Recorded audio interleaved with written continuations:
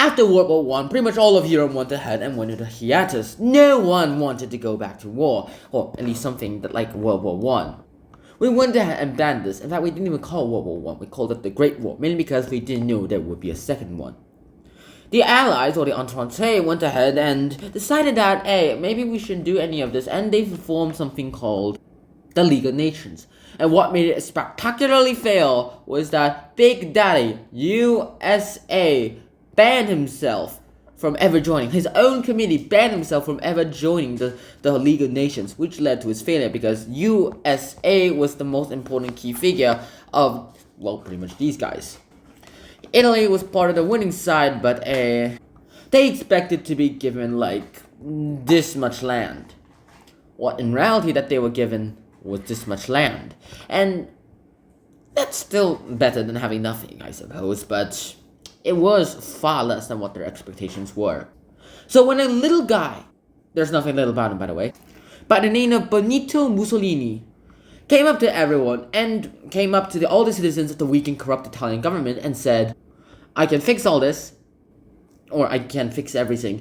He went wild and viral, and he, with a lot of his followers behind him, went up to the king of Italy and said, alright, what should I make you prime minister? Make me prime minister, or I'll make me prime minister. And then the king said, you and what army? And then Benito Mussolini said, this army. And the king said, fair enough. As a result, he became fascist dictator number 1.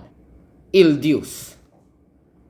Next up, Germany. Germany, unlike the Italians, were on the losing side of the war. As a result, they had to pay pretty hefty war reparations, which was like somewhere in this kinds of numbers. That is like 11 zeros. So this will be like this is the thousands, this is the millions. They had to pay $600 billion. Or some kind of currency. This is based on oversimplified, by the way. Which I'm pretty sure no country even had. They had their army directly reduced all the way to just like 100,000 men. No lifts, no squadron for Navy or the Air Force were allowed. They had this Polish corridor split into them, which split Germany into two. And they were humiliated. Obviously, the Germans were not happy.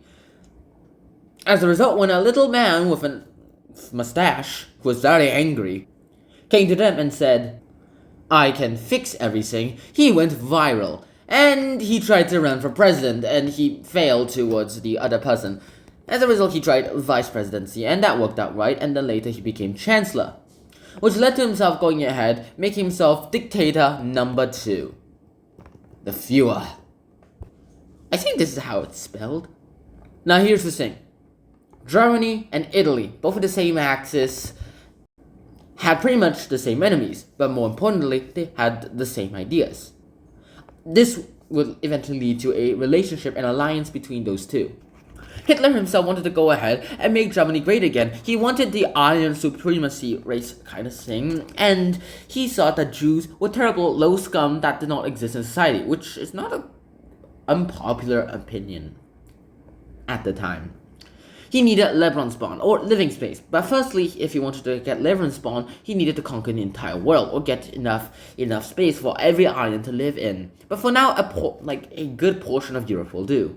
And was setting his eyes on his enemies.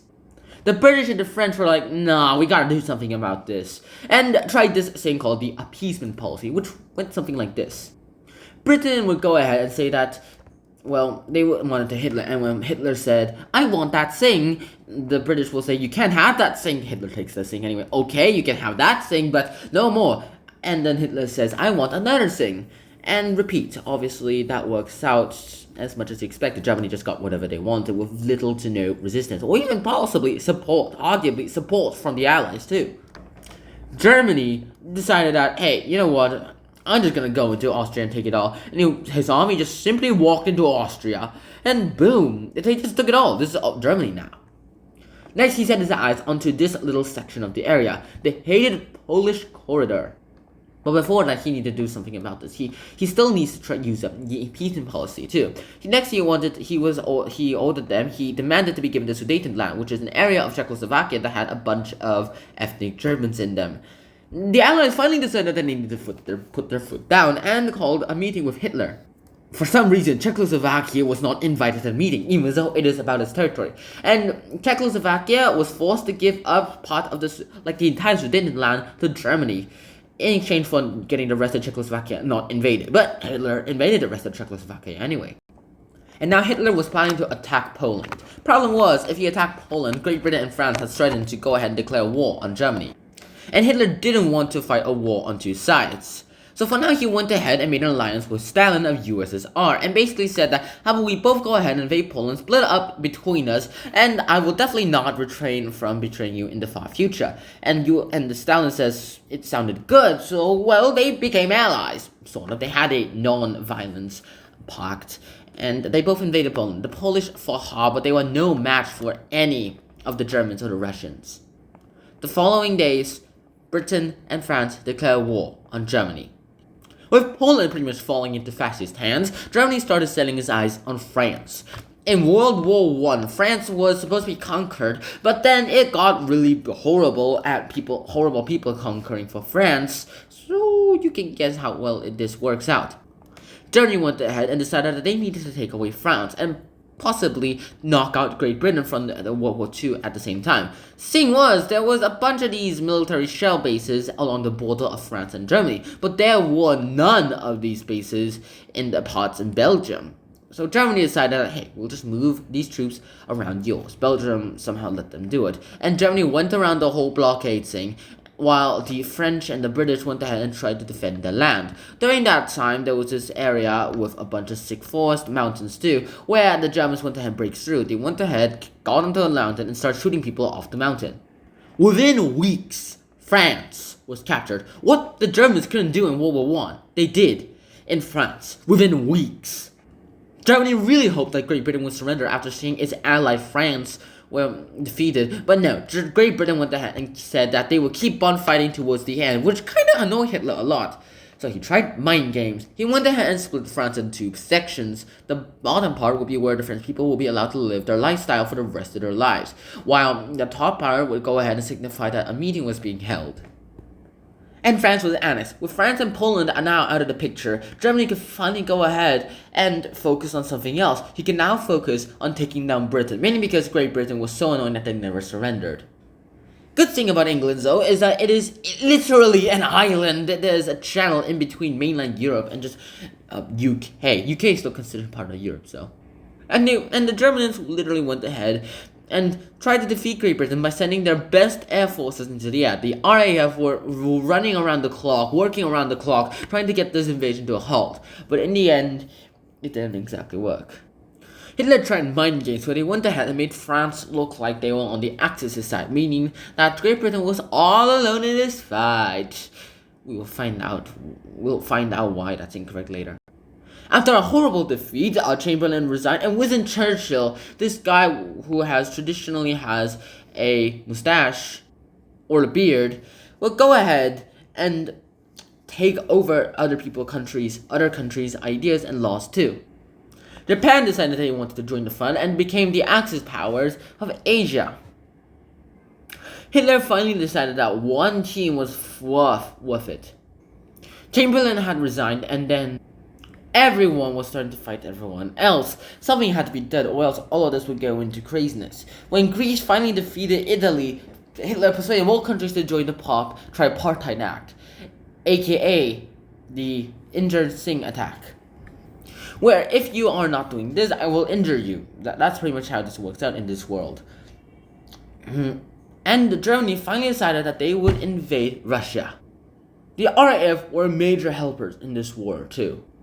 Fascism was starting to get hold, especially in Japan. And do you know what happened when people stopped believing in it? And finally, Adolf Hitler tried to do something very bold. He tried to use a small amount of troops to go ahead and encircle a large amount of troops and kill them all so that they could go ahead and own the Sudetenland, a place full of oil. The Allies decided to take away parts of German colonies in North Africa and made southern Italy an independent part of the continent, even going so far as to make Johnny go ahead and have your things put on there. Hitler, a few years back, already blitzkrieged through several people where he went there and encircled someone and squeezed them in until nothing was left. Obviously, not literally squeezed them in until nothing was left. Since the Italians and the Germans were on the same axis, they called themselves the Axis powers, which is quite a catchy name if you ask me. And this is where things get interesting. Now, Germany surrendered. Yes, Germany has surrendered now. Who will be the new leader of fascism? Well, there's only one choice. Mom, no. In his underground secret bunker, Hitler committed suicide and killed himself before the war ended. Roosevelt by then was already dead. As a result, Truman had to become the new president of the United States of America, and he got the credit for going ahead and completing the bomb. And now that Germany was kicked out of the war, mainly because they surrendered after the D-Day invasion, where the Allies were able to successfully recapture France, with Greece defeating the Italians at the bottom and all the colonies of Germany to be conquered, Germany fell, and it was split into 4 pieces, but we'll get to that later. 2 fascist countries down, 1 more fascist country to go. And this time, instead of nuking Germany, they would nuke them with this. An atomic bomb, the first one ever created. This one is created in New Mexico, and this was tested in New Mexico. And as you can see, this is an entirely giant cloud of radiation and destruction. They bombed Nagasaki and Hiroshima, which made the Japanese surrender on September 2nd of 1945, officially ending the war on this date. Europe now looked like this. West Germany was split into 3 sections: USA, Britain, and France, which were later combined into a unified West Germany. East Germany became a puppet state of the USSR, along with other countries. But until that day is over, we will have to learn how to do this, so that we can never go ahead and repeat something like this ever again. But I really hope you guys enjoyed my World War II episode. So this is way better, interesting, and way more interesting than my World War I episode in my opinion. So go watch both of them too, depending on which one you think is more interesting. But in the end though, I really hope you guys enjoyed this episode. I put some effort and my soul into this work, and I really hope to see you guys soon. Until next time, China peace. Bye bye.